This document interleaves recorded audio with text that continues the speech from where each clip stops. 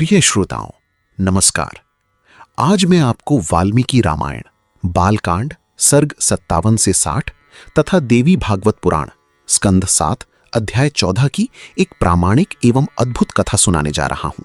ये कहानी त्रेता युग की है, जब अयोध्या में राजा हरिश्चंद्र राज करते थे। वे त्रिशंकु के पुत्र थे, राम के पूर्वज। इस कथा का वर्णन मार्कंडेय पुराण, देवी भागवत पुराण तथा वाल्मीकि रामायण में भी संक्षेप में मिलता है। हमने इस कहानी को भक्ति भावना एवं श्रद्धा के साथ प्रस्तुत किया है। विभिन्न पुराणों एवं रामायण की विभिन्न शाखाओं में इस कथा के विवरण में थोड़ा अंतर हो सकता है। कहीं ये अधिक विस्तृत है, कहीं संक्षिप्त, किंतु हमने प्रामाणिक एवं प्रचलित संस्करण मार्कंडेय पुराण को आधार बनाया है।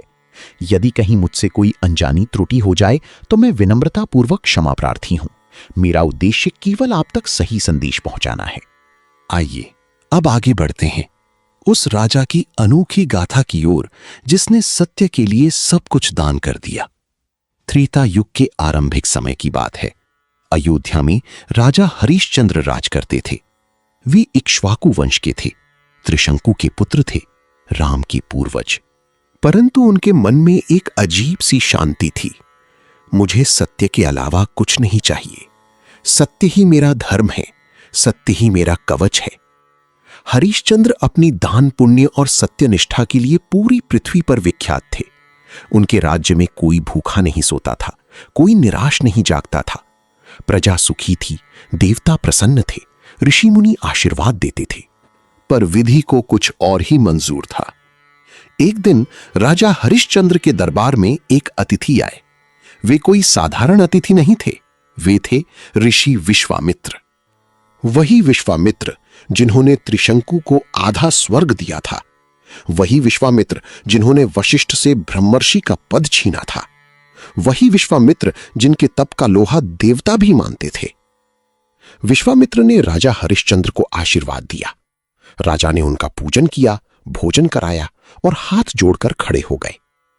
प्रभु, राजा ने कहा, आपकी कृपा से ही मेरा राज्य चल रहा है।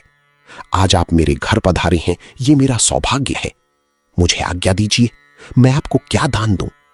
राजन, विश्वामित्र ने कहा, तुम सच में कुछ भी दान दोगे? प्रभु, मेरे पास जो कुछ है वो सब आपका है।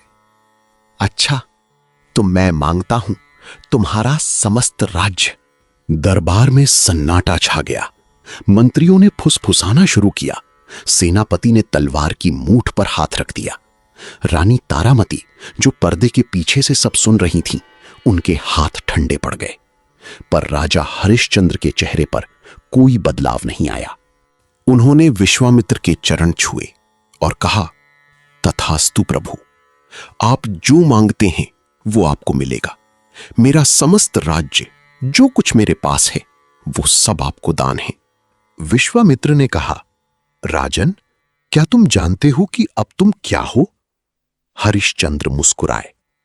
अब मैं केवल सत्य का राजा हूं प्रभु, राज्य का नहीं। विश्वामित्र ने राज्य ग्रहण कर लिया।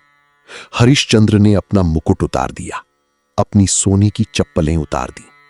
वे उसी दरबार से जहां कल तक वे स्वामी थे, आज एक भिखारी की तरह बाहर निकल आए। रानी तारामती और छोटे से राजकुमार रोहिताश्व उनके साथ थे। वे तीनों, राजा, रानी और राजकुमार, अब बेघर थे। वे अयोध्या की सीमा पार कर ही रहे थे कि विश्वामित्र का स्वर उनके पीछे गूंजा, राजन, रुको। हरिश्चंद्र मुड़े। विश्वामित्र खड़े थे। उनके हाथ में एक दर्भ था। राजन, तुमने राज्य दान कर दिया, पर दान के साथ दक्षिणा देने का भी विधान है। मुझे दक्षिणा चाहिए। हरिश्चंद्र के पास अब कुछ नहीं बचा था, सब कुछ दान कर दिया गया था। राजा ने कहा, प्रभु, मेरे पास कुछ नहीं बचा। विश्वामित्र ने कहा, तो कुछ और सोचो, देर मत करो। हरिश्चंद्र ने आकाश की ओर देखा। फिर उन्होंने वो कहा जो कोई राजा कभी नहीं कहता, प्रभु, मेरे पास एक पत्नी है, एक पुत्र है और मैं स्वयं हूं। आप जो चाहें ले लीजिए। विश्वामित्र ने कहा, तो पहले अपनी पत्नी और पुत्र को बेचो, फिर स्वयं को बेचो। दक्षिणा मुझे चाहिए। हरिश्चंद्र ने तारामती की ओर देखा। उनकी आंखों में आंसू थे, पर उनके मुंह से कोई शिकायत नहीं निकली। तारामती ने कहा, प्रभु, जो सत्य है वही करो, मैं तुम्हारे साथ हूं। रानी तारामती और राजकुमार रोहिताश्व को एक धनी ब्राह्मण को बेच दिया गया। राजा हरिश्चंद्र स्वयं अयोध्या के स्वामी एक चांडाल को बिक गए। उस चांडाल ने कहा, मुझे शमशान मरघट में काम करने वाला चाहिए। तुम शमशान में काम करोगे, राजा होकर भी तुम मुर्दे जलाओगे, और जो कोई भी अंतिम संस्कार कराएगा उससे कर लोगे। 1/4 कर मेरा, बाकी तुम्हारा। हरिश्चंद्र ने कहा, तथास्तु। अब हरिश्चंद्र अयोध्या के महाराज शमशान में बैठती थी। उनके चारों ओर चिताएं जलती थीं। मांस जलने की दुर्गंध, राख का ढेर और चीख पुकार।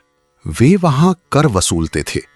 हर लाश के जलने से पहले वे कहते, कर दो, फिर आग दूंगा। उनका शरीर काला पड़ गए, बाल बिखर गए, वस्त्र फट गए। कोई उन्हें पहचानता नहीं था। दूसरी ओर रानी तारामती एक ब्राह्मण के घर दासी थी। राजकुमार रोहिताश्व भी उसी ब्राह्मण के यहां सेवक थे। एक दिन ब्राह्मण के घर में पूजा का आयोजन हुआ। तारामती को रसोई में काम करना था, रोहिताश्व को लकड़ी लानी थी।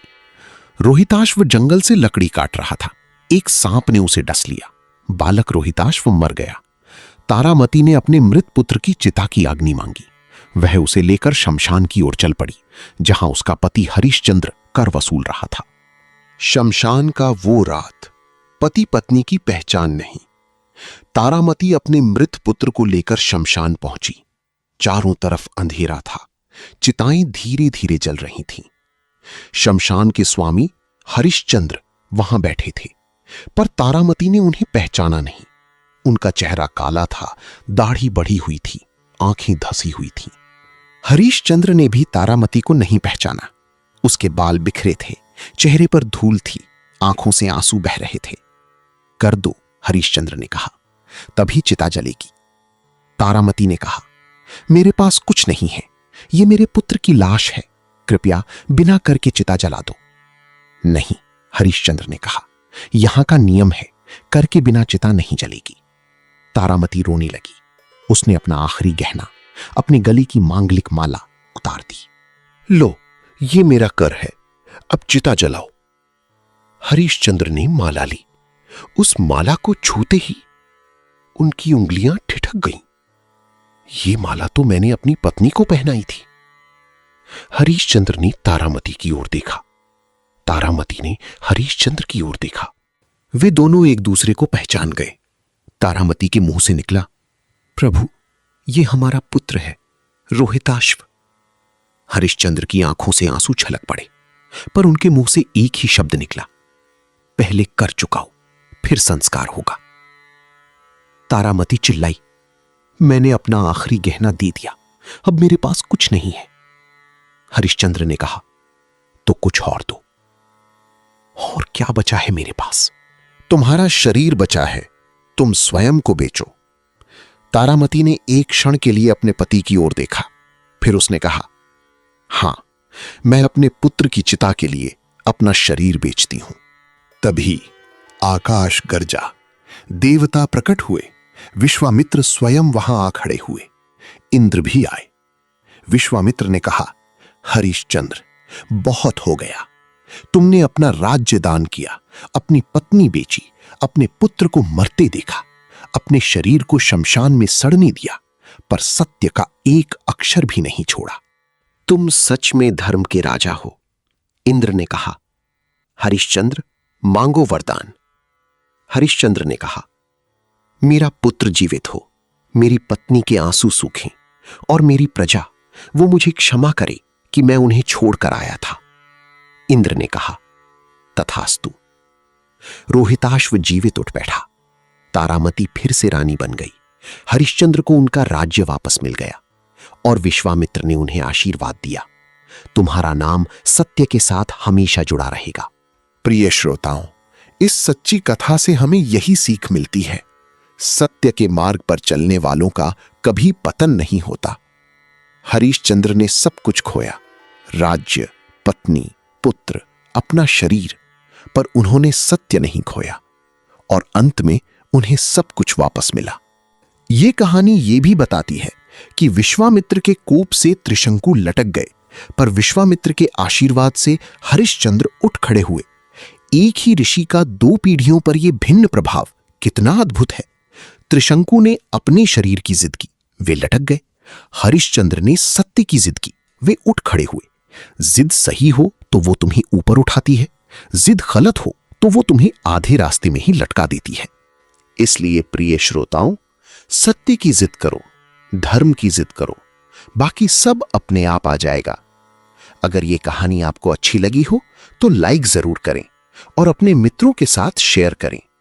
ऐसी ही प्रामाणिक, दुर्लभ और अनछुई भक्ति कहानियों के लिए चैनल को सब्सक्राइब करना ना भूलें।